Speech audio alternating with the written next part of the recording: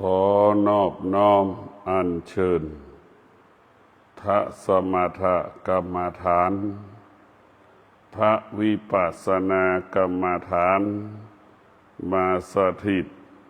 ในดวงจิตของลูกหลานยามนี้เวลานี้ลูกหลานได้นั่งสมาธิขอให้กายลูกหลานเกิดความสงบขอให้ดวงจิตลูกหลานรู้เรื่องความจริงของธรรม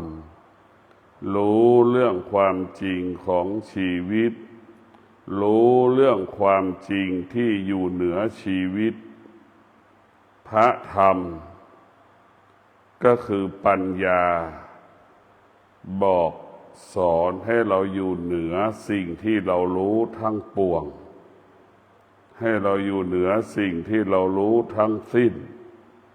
สิ่งที่เรารู้ตั้งแต่เราเกิดจนเราหมดลมหายใจเป็นสิ่งที่ควบคุมไม่ได้ทั้งสิ้นพวกเราทั้งหลายเรารู้สิ่งที่เรารู้ทุกเรื่อง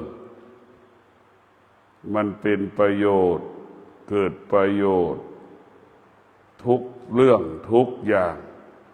เพียงแต่เราจะเห็นประโยชน์สิ่งนั้นหรือไม่ขึ้นกับผู้ที่มีปัญญา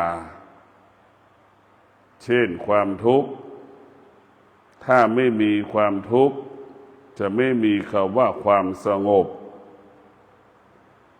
ถ้าไม่มีความสงบก็จะไม่มีความทุกข์สิ่งเหล่านี้ต้องอาศัยกันเรียกว่าเกิดการพัฒนาความทุกข์จึงเป็นบ่อเกิดแห่งความสงบความสงบเป็นผู้อยู่เหนือความทุกข์เพราะความสุขความสงบสุขนั่นเหนือกว่าความทุกข์ทั้งปวงความทุกข์มันก็เป็นอยู่ระดับหนึ่งพอความทุกข์เกิดความสงบจะเกิดตามมาเรารู้เราสัมผัสระหว่างความทุกข์กับความสงบเราจึงรู้ว่าความสงบเป็นสิ่งที่ทำให้จิตของเรากายของเรามันมีพลังมันมีอานุภาพที่จะทำให้กายกับจิตเหล่านั้นเดินทางไปไกลแสนไกลได้เพราะความสงบมันเป็นพลังมันมีอานุภาพคิดพูดและกระทำจะเกิดคำว่าสุขุมรอบคอบเกิดคำว่าละเอียดปราณีตเกิดคำว่าสำเร็จเกิดคำว่าสำลิดผลเกิดคำว่าคุณภาพประสิทธิภาพเกิดคำว่ามาตรฐานเกิดคำว่าสมดุลธรรมะของพุทธเจ้าจึงเป็นต้นกำเนิดภาษาที่เราพูดเป็นต้นกำเนิดศัพท์ที่เราบัญญัติขึ้นเช่นคำว่าคุณภาพก็เกิดจากธรรมะก็คือสมาธิเมื่อเรามีสมาธิเราจะเป็นคนที่มีคุณภาพถ้าเราไม่มีสมาธิเราจะเป็นคนที่ไม่มีคุณภาพคนที่มีคุณภาพคิดก็เป็นความจริงพูดก็เป็นความจริงทำการใดๆก็เป็นความจริงนี่คือคนที่มีคุณภาพล้วนเป็นความจริงคนที่มีคุณภาพทำการใดๆก็ประสบความสำเร็จทุกครั้งที่เรากระทำตรงกันข้ามคนที่ไม่มีคุณภาพก็คือคนที่ไม่มีสมาธิคนที่ไม่มีสมาธิก็เป็นคนที่ไม่ละเอียดเป็นคนที่ไม่ละเอียดก็คือคนที่ไม่รอบคอบคนที่ไม่รอบคอบคิดก็ผิดพลาดพูดก็ผิดพลาดทำการใดๆก็ผิดพลาดจนถึงที่สุดไม่เป็นที่ยอมรับของคนรอบๆตัวเรา ถ้าเป็นธุรกิจลงทุนก็ผิดลงทุนก็ขาดทุนลงทุนก็ขาดทุนเพราะเราไม่มีสมาธิเราได้กำไรเพราะเรามีสมาธิธรรมะของพระพุทธเจ้ามองตามความเป็นจริงเอาความจริงเป็นที่ตั้งความจริงก็คือสมาธิความจริงก็คือสมาธิชีวิตของเราจะหมดจดได้ก็เพราะสมาธิก็อาศัยศีลสมาธิก็ต้องอาศัยศีลสมาธิจะต้องพึ่งพาศีลเป็นหลักเพราะศีลเป็นความจริงเบื้องต้นสมาธิความจริงขั้นกลางปัญญาเป็นความจริงขั้นสูงสุดพวกเราต้องพิจารณาคนที่ไม่มีคุณภาพพูด100 ครั้งก็ไม่ใช่ความเป็นจริงคนที่ไม่มีคุณภาพจะพูดสิ่งใดก็ไม่มีใครฟังไม่มีใครต้อนรับคำพูดไม่เป็นที่เชื่อถือไม่เป็นที่นับถือของคนใดๆแม้กระทั่งแม่พูดไม่เป็นความจริงลูกก็ยังไม่เคารพพ่อแม่ใครก็แล้วแต่พูดความจริงทุกคนจะยอมรับหมดบุคคลใดที่ไม่พูดความจริงก็ไม่มีใครต้อนรับเพราะฉะนั้นบุคคลที่มีสมาธิก็คือบุคคลที่เห็นความจริงอยู่เหนือความจริงอยู่เหนือความจริงเพราะฉะนั้นบุคคลที่มีสมาธินั่นมันจะคิดและจะพูดและจะทำการใดๆคำว่าละเอียดกายก็ละเอียดสภาวะจิตก็ละเอียดจะกัปพะก็มีสติรู้จะขยับตัวก็มีสติรู้คือรู้ด้วยสติก็จะละเอียดนิ่มนุ่มลึกบุคคลที่มีสมาธิย่อมแตกต่างจากคนที่ไม่มีสมาธิคนที่ไม่มีสมาธิพูดไม่พูดก็ต่างๆเป็นความจริงบ้างไม่เป็นความจริงบ้างก็เหมือนเด็ก10 ขวบคนที่ไม่มีสมาธิเปรียบเสมือนเด็ก10 ขวบคนที่มีสมาธิก็เปรียบเสมือนคนอายุ60จะนิ่งจะสงบมันจะแตกต่างกันคนที่มีสมาธินั่นจะเป็นคนที่มีสัจจะคนที่มีสมาธิจะเป็นคนที่มีสติเรียกว่าสติสัจจะวิริยะขันติหรือคนที่มีสมาธิจะเป็นบุคคลที่เสียสละบุคคลที่ให้โอกาสคนหลงทางหลงผิดได้กลับมามีสติเริ่มต้นชีวิตใหม่นี่คือคนที่มีสมาธิในตัวสมาธิก็ประกอบด้วยตัวปัญญาทั้งสมาศีลสมาธิปัญญาเนี่ยมันจึงเป็นบ่อเกิดแห่งความเมตตาเมตตาด้วยปัญญาเนี่ยจะเกิดคำว่าสำลิดผลทุกวันนี้เราเมตตาขาดปัญญาสิ่งที่เราเมตตาจึงไม่เกิดผลไม่สำลิดผลเมตตาแล้วเกิดปัญญามันจะเกิดคำว่าสำลิดผลเพราะฉะนั้นพวกเราทั้งหลายความสงบก็คือเกิดจากสมาธินั่นทุกอย่างมันจะละเอียดความละเอียดมันจะเกิดขึ้นที่ตาเห็นรูปหูสัมผัสกับเสียงมันจะละเอียดก็คงเหมือนเปรียบเสมือนน้ำที่เราดื่มนึกถึงน้ำที่เราดื่มความละเอียดก็จะเป็นเช่นนั้นเหมือนน้ำที่เราดื่ม มันจะละเอียดจมูกสัมผัสกับกลิ่นก็ละเอียดลิ้นสัมผัสกับรสชาติอาหารมันก็เกิดคำว่าละเอียด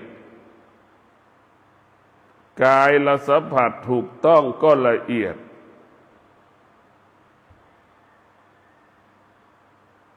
จิตของเราสัมผัสรู้สึกมันก็จะละเอียดเรียกว่าหูที่มีธรรมหูที่มีธรรมะก็คือหูที่มีสมาธิจะไม่ถูกหลอกจะไม่ถูกโกงในการสื่อสารเช่นเราใช้โทรศัพท์สื่อสารธุรกิจเราจะไม่ถูกโกงถูกหลอกเพราะเรามีสมาธิในตัวสมาธิมันจะให้เรามีรู้เรื่องความหมายของเสียงที่เขาพูดเราก็จะรู้กิริยาอาการที่เขาพูดและเราก็รู้ว่าเขาพูดจริงหรือพูดไม่จริงจะโกหกเราหรือหลอกลวงเราก็รู้จะรู้โดยธรรมชาติจิตมันจะรู้ของเสียงอ่านค่าเสียงแปลค่าของเสียงนั้นได้เพราะฉะนั้นพวกเราทั้งหลายธรรมะของพระพุทธเจ้าก็คือสมาธิคนที่มีสมาธิเป็นคนที่มีความมั่นคงเมื่อตาสัมผัสหูสัมผัสจมูกสัมผัสลิ้นสัมผัสกายสัมผัสเนี่ยมีความมั่นคงจะไม่ลังเลจะไม่สงสัยสิ่งที่ตาสัมผัสรู้สึกหูสัมผัสรู้สึกจมูกสัมผัสรู้สึกลิ้นสัมผัสรู้สึกกายกับจิตสัมผัสรู้สึกจะสงบนิ่งรู้เพราะฉะนั้นตาหูจมูกลิ้นกายใจเรามีสมาธิมันจะให้เรารู้สิ่งที่เราสัมผัสรู้สึกชัดเจนเช่นตาสัมผัสกับรูปก็จะชัดเจนในการรับรู้หูสัมผัสกับเสียงหูนั้นก็จะรู้ชัดเจนในเสียงนั้นๆจมูกสัมผัสกับกลิ่นมันก็รู้ชัดเจนในกลิ่นนั้นๆลิ้นเราสัมผัสกับรสชาติอาหารต่างๆมันก็รู้อย่างชัดเจนกายเราสัมผัสจิตเราสัมผัสมันก็รู้อย่างชัดเจนเรียกว่าสมาธิขยายผลการรับรู้ของตาสมาธิขยายผลการรับรู้ของหูสมาธิขยายผลการรับรู้ของจมูกสมาธิขยายผลการรับรู้ของจิตขยายผลการรับรู้ของกายเนี่ยขยายผลเพราะนั้นสมาธินี่จะทำให้จากที่เราไม่รู้ก็จะได้รู้อย่างละเอียดคำว่าละเอียดก็จะเกิดขึ้นในตัวสมาธิคำว่าสุขุมรอบคอบจะเกิดขึ้นในตัวสมาธิในตัวสมาธิจะเกิดนิยามคำว่าละเอียดปราณีตสุขุมรอบคอบในตัวสมาธิจะเกิดคำว่าสำเร็จจะเกิดคำว่าชนะเกิดคำว่าสำเร็จจะเกิดคำว่าสมปรารถนาเนี่ยจะเกิดคำเหล่านี้ขึ้นถ้าเรามีสมาธิคือสมปรารถนาในสิ่งที่เราปรารถนาเพราะฉะนั้นพวกเราทั้งหลายธรรมะของพระพุทธเจ้าเนี่ยมันจะให้เรารู้เรื่องอาการของกายอาการของจิตเราต้องพิจารณาทุกวันเราต้องพิจารณาทุกวันจริงๆธรรมะของพระพุทธเจ้ามันก็ไม่มีกี่อย่างที่เราจะต้องรู้เรื่องตาเนี่ยรู้เรื่องหูเนี่ยรู้เรื่องจมูกเรื่องลิ้นเรื่องกายเรื่องจิตรู้เรื่องเนี้ยสุขก็เกิดขึ้นที่เหล่านี้ทุกข์ก็เกิดขึ้นสิ่งเหล่านี้ส สงบก็เกิดขึ้นสิ่งเหล่านี้จะรู้ความจริงก็เกิดจากสิ่งเหล่านี้ไม่รู้ความจริงก็เกิดจากสิ่งเหล่านี้ตาหูจมูกลิ้นกายใจของเราจะต้องฝึกฝนให้ตาหูจมูกลิ้นกายใจของเรา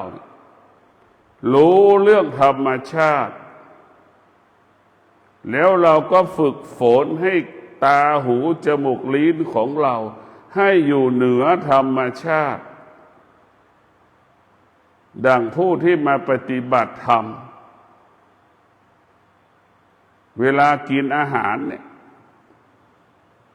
เราก็จะรู้แล้วว่าเรากินให้มันอิ่มเราจะไม่ให้กินมันเพื่ออร่อยเราจะไม่ให้ตาหูจมูกลิ้นของเรานี่อยู่ภายใต้รูปรสกลิ่นเสียงเด็ดขาดเราจะต้องให้ตาหูจมูกลิ้นของเราเนี่ยอยู่เหนือรูปรสกลิ่นเสียงทั้งสิ้นรูปแบบของอาหารตามันสัมผัสก็อยากกินหรือตามาสัมผัสกับรูปแบบอาหารไม่อยากจะกินคิดว่าเป็นอร่อยคิดว่ามันไม่อร่อยเห็นไหมตามาสัมผัสเฉยๆจมูกสัมผัสกับกลิ่นก็เป็นเช่นนั้นอร่อยกับไม่อร่อยคิดเองว่ามันเหม็นบ้างไม่อร่อยมันหอมก็หลงอีกมันจะเป็นเช่นนี้พอลิ้นไปถูกต้องแล้วก็เกิดอาการอีกชอบใจไม่ชอบใจอีกมันจะเกิดอาการเช่นนี้เราก็หลงมันเพราะฉะนั้นเราต้องอยู่กับความเป็นจริงของที่มันเหม็นเนี่ยเวลาเรากินแล้วอร่อยก็มีจำนวนมากของที่มันสวยงามกินแล้วไม่อร่อยก็มีจำนวนมากทุกคนก็สัมผัสอยู่เพราะเราไปหลงในรูปแบบหลงในรูปแบบเราไม่ได้หลงความเป็นจริงเราไม่ได้ยึดติดของความเป็นจริงเราหลงที่มันเป็นภาพลวงตาเช่นรูปแบบอาหารหรือกลิ่นของอาหารก็คิดเองว่ามันจะอร่อยมันถูกจมูกก็พอลิ้นไปสัมผัสลิ้นปฏิเสธเนี่ยมันก็เกิดความขัดแย้งกันเรียกว่าความขัดแย้งก็คือตาหูจมูกลิ้นกายใจของเราตามันก็หลงในรูปอาหารตาก็ปรุงแต่งพอปรุงแต่งมันก็เกิดความอยากเกิดอยากในกินอาหารนั้นก็อยากกินพอกินแล้วก็ลิ้นปฏิเสธอีกใช่ไหมทุกอย่างเนี่ยมันไม่สมดุลกันสิ่งใดที่มันไม่สมดุลนั้นเนี่ยมันจะเกิดความว่าลำบากกายลำบากใจเพราะฉะนั้นพวกเราจะต้องพัฒนาอายตนะของเราเป็นหลักอย่างเช่นตาของเราเนี่ย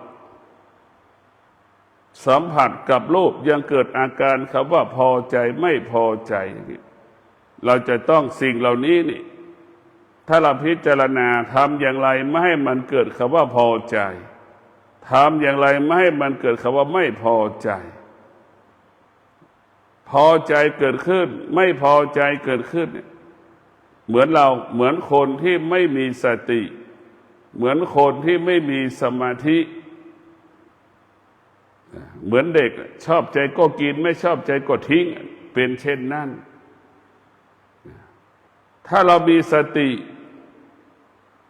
เราจะพิจารณา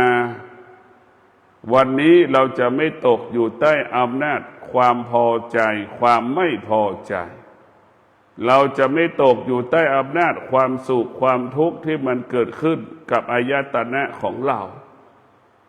ตามันพอใจไม่ได้หูมันก็พอใจไม่ได้เราจะไม่ให้มันพอใจเราจะมีสติอยู่กับสิ่งที่เรารู้มีสติอยู่เหนือสิ่งที่เรารู้เช่นตาเห็นรูปหูสัมผัสกับเสียงจมูกสัมผัสกับกลิ่นลิ้นสัมผัสกับรสชาติอาหารต่างๆกายกับใจสัมผัสถูกต้องสิ่งต่างๆเรารู้เราจะอยู่เหนือสิ่งที่เรารู้ เนี่ยเราจะมีสติเราจะรู้และอยู่เหนือสิ่งที่เรารู้สิ่งที่เรารู้มันก็ไม่เกิดถึงแม้มันเกิดแล้วมันก็ดับเพราะเราไม่ต้อนรับมันสิ่งที่เราไม่ต้อนรับมันเพราะเรามีสติก็คือเครื่องป้องกันสติก็คือเครื่องป้องกันไม่ให้เราไปยึดติดที่ตาสัมผัสกับรูปไม่ให้เราไปยึดติดหูสัมผัสกับเสียงเรามีสติไม่ให้เราไปยึดติดในกลิ่นที่เราสัมผัสชอบใจไม่ชอบใจหอมเหม็นเราไม่ให้เราไปยึดติดเพราะเรามีสติรู้เราจะไม่ให้ลิ้นไปยึดติดไปหลงในรสชาติอาหารนั้นๆถ้าแม้กระทั่งกายกับจิตเราจะมีสติรู้เราจะไม่ตกอยู่ใต้อำนาจของสิ่งที่เรารู้แต่เราจะรู้อยู่เหนือสิ่งที่เรารู้ก็คือรู้ด้วยปัญญาสิ่งที่ทำให้เรารู้ก็คือรู้เรื่องธรรมชาติเมื่อเรารู้เรื่องธรรมชาติเราต้องอยู่เหนือธรรมชาติสิ่งที่เป็นธรรมชาติมันเกิดการเปลี่ยนแปลงตลอดเวลาสิ่งที่เป็นธรรมะจะอยู่เหนือธรรมชาติคงทนคงสภาพเดิมตลอดเวลาดั่งไฟที่มันร้อนน้ำที่มันเย็นเนี่ยมันจะอยู่คงเป็นอมตะเช่นนั้นเพราะฉะนั้นพวกเราทั้งหลายการฝึกฝนจิตก็ให้จิตเราเป็นจิตผู้รู้เมื่อจิตเป็นผู้รู้จิตรู้สิ่งใดจิตก็ละสิ่งนั้นสิ่งที่จิตรู้ก็รู้ว่าสิ่งเหล่านั้นมันอยู่ภายใต้อนิจจังทุกขังอนัตตาจิตมารู้สิ่งที่จิตรู้เป็นสิ่งที่ควบคุมไม่ได้สิ่งที่จิตรู้ว่าสิ่งที่จิตรู้คงสภาพเดิมไม่ได้สิ่งที่จิตรู้ก็รู้ว่าสิ่งเหล่านั้นมันแปรปรวนเปลี่ยนแปลงไปตลอดเวลานี่มันรู้แล้วมันก็อยู่เหนือสิ่งที่เรารู้สิ่งที่เรารู้ก็ไม่มีค่าไม่มีความหมายเพราะฉะนั้นพวกเราทั้งหลายเราฝึกฝนจิตให้จิตรู้แล้วก็ให้อยู่เหนือสิ่งที่เรารู้ทั้งสิ้นเรียกว่าจิตเท่าทันสิ่งที่จิตรู้จิตนั้นจะไม่ตอบสนองสิ่งที่จิตรู้นี่คืออานุภาพของธรรมะให้รู้แล้วก็ให้เราละหรือรู้แล้วไม่ตอบสนองสิ่งที่เรารู้สติธรรมะของพระพุทธเจ้าให้เรามีสติรู้เท่านั้นรู้เรื่องธรรมก็รู้เฉยๆว่ารู้เรื่องธรรมเรารู้แล้วเราก็ละโดยเฉพาะหลักสติปัฏฐานสี่นี่ให้เราเน้นให้เรารู้แค่ลมหายใจเข้าออกใช่ไหมรู้เรื่องลมหายใจเข้าออกหลักของการรู้ก็รู้ลมหายใจเข้าออกชัดเจนแม่นยำ100 ครั้งเรากำหนดลมหายใจเข้าก็ชัด100 ครั้งออกหายใจออก100 ครั้งก็ชัด100 ครั้งไม่ผิดพลาดหายใจยาวเข้าออก100 ครั้งก็ชัดเจนหายใจออก100 ครั้งหายใจทั้งสั้น100 ครั้งเราก็รู้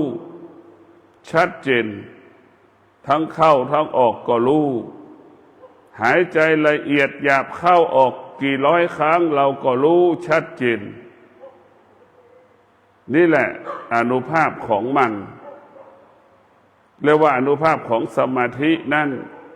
อานุภาพของสตินั่นมันจะทำให้เกิดคำว่าแม่นยำชัดเจนในการรับรู้ตัดสินใจก็ไม่ผิดพลาด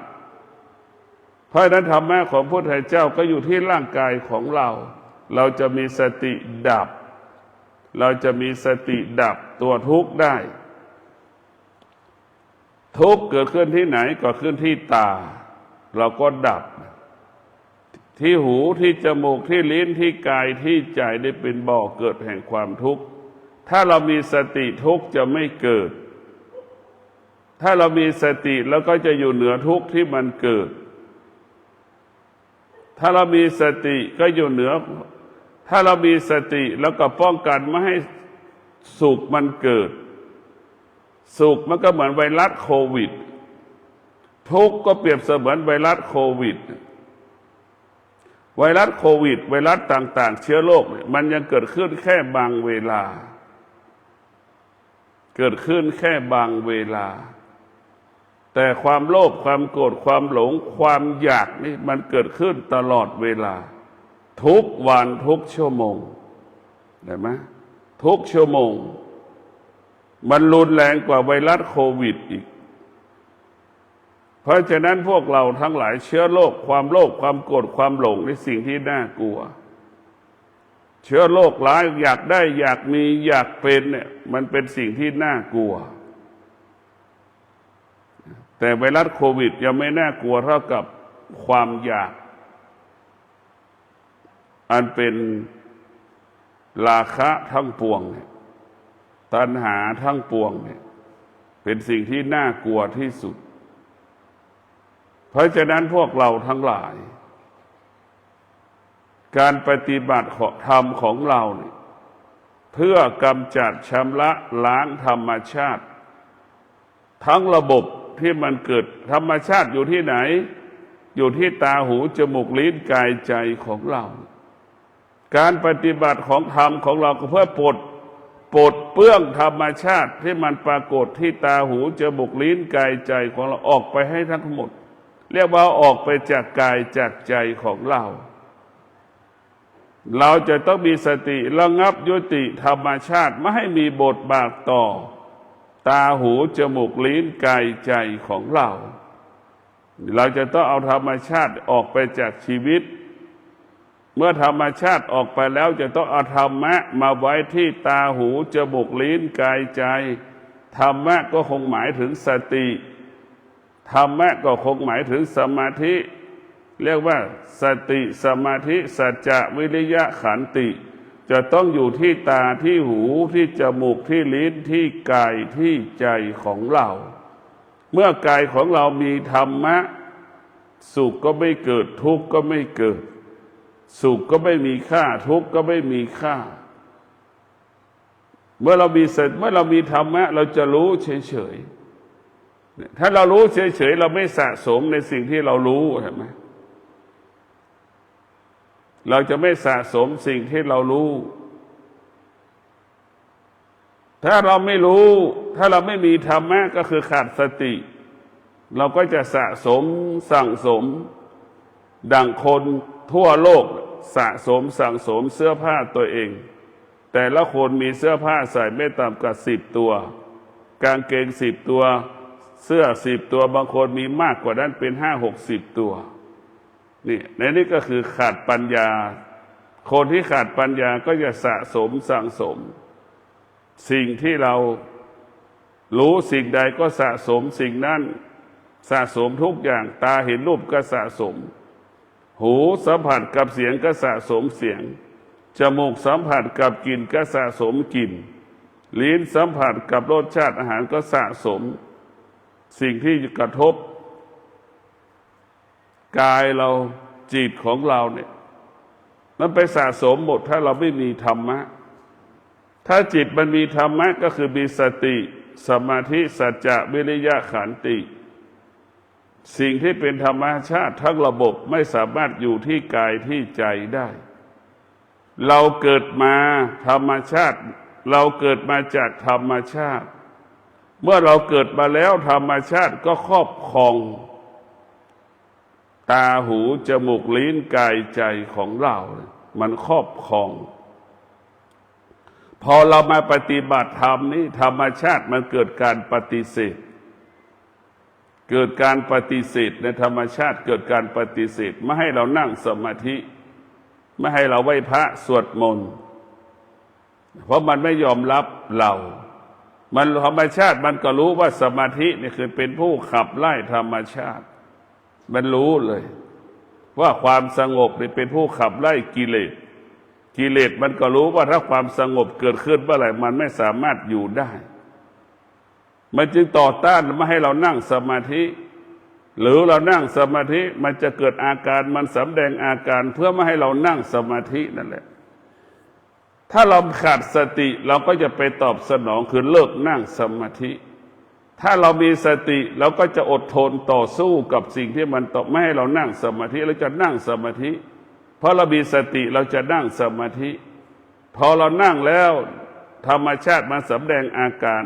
เราจะไม่หวั่นไหวเราจะสงบนิ่งต่อสู้กับสิ่งที่มันไม่ให้เรานั่งเนี่ยเมื่อเรามีสติเราจะชนะสิ่งที่เป็นธรรมชาติทั้งปวงธรรมชาติเปรียบเสมือนสิ่งไม่มีชีวิตธรรมะเปรียบเสมือนสิ่งมีชีวิตธรรมชาติเราควบคุมมันไม่ได้ธรรมะนี่เราควบคุมธรรมชาติได้ให้เรารู้ธรรมชาติได้ธรรมชาติของมนุษย์ก็คือธรรมชาติของมนุษย์ก็คือโมโหอย่างนี้อยู่ในร่างกายของมนุษย์ขนาดเดียวกันธรรมะก็อยู่ในร่างกายมนุษย์โมโหเห็นไหมมนุษย์นั้นมีสติพอมีสติก็จะอดทนต่อที่หูสัมผัสกับลูกไม่พอใจในลูกไม่พอใจในลูกหูนั้นก็จะอดทน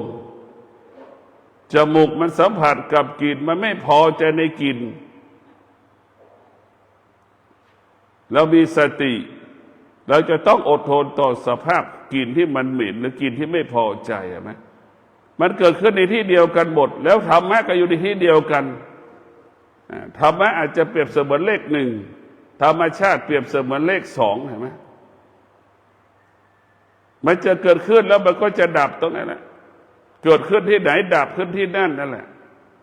เกิดขึ้นที่ไหนก็ดับที่นั่นถ้าเราสังเกตได้ว่าตาหูจมูกลิ้นกายใจเนี่ยมันเป็นบ่อเกิดแห่ง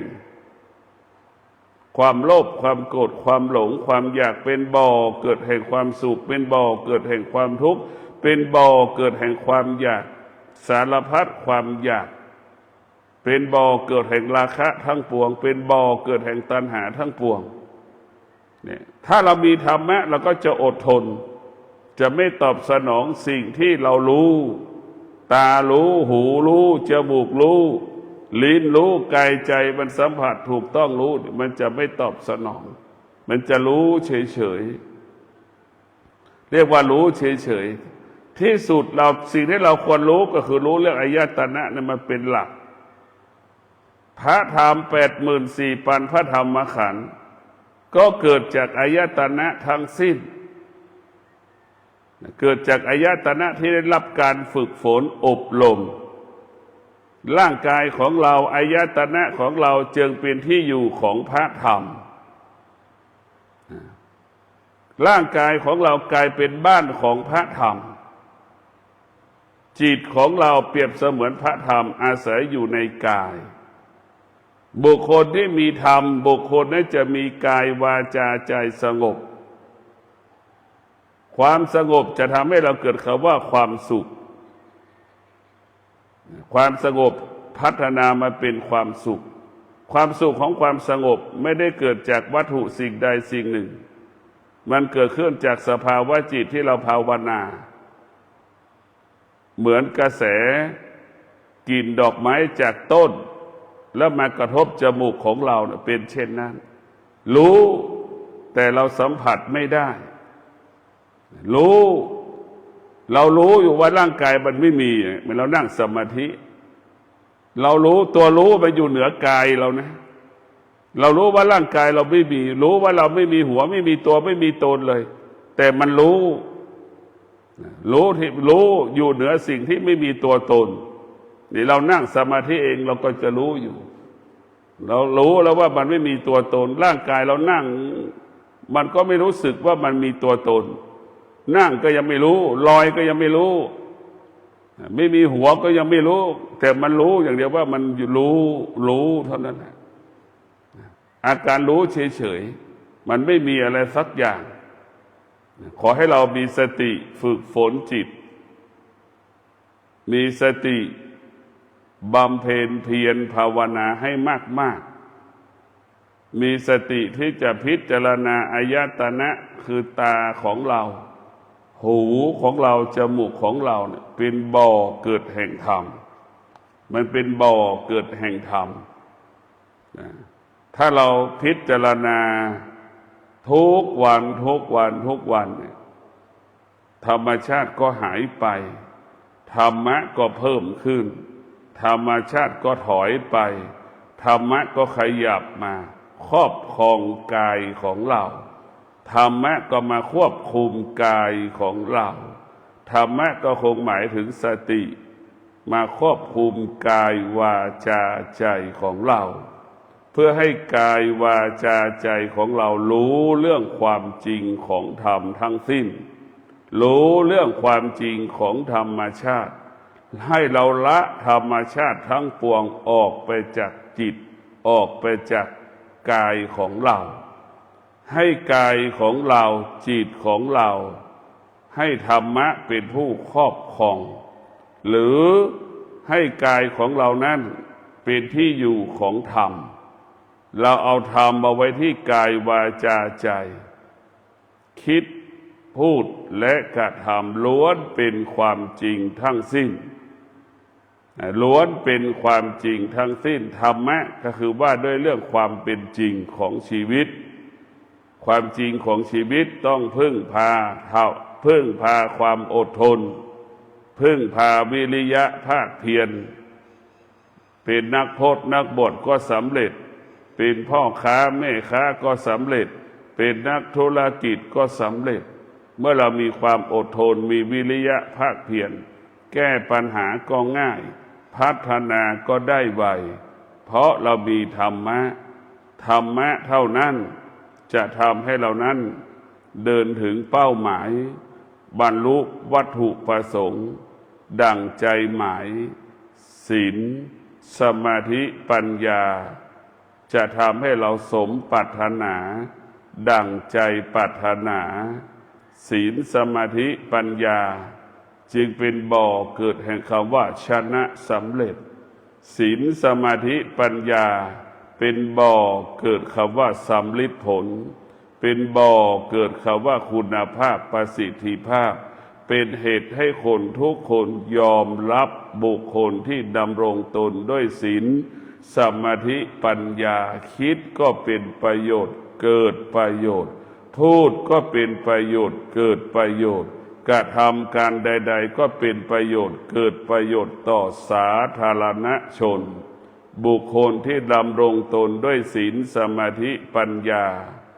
นำมาซึ่งความสุขนำมาซึ่งความเจริญรุ่งเรืองเรียกว่าธรรมเกิดขึ้นณสถานที่ณใดสถานที่นั้นจะเจริญรุ่งเรืองงอกงามธรรมเกิดขึ้นณสถานที่ใดสถานที่นั้นจะเกิดคำว่าสงบสุขตลอดกาลขอเจริญพร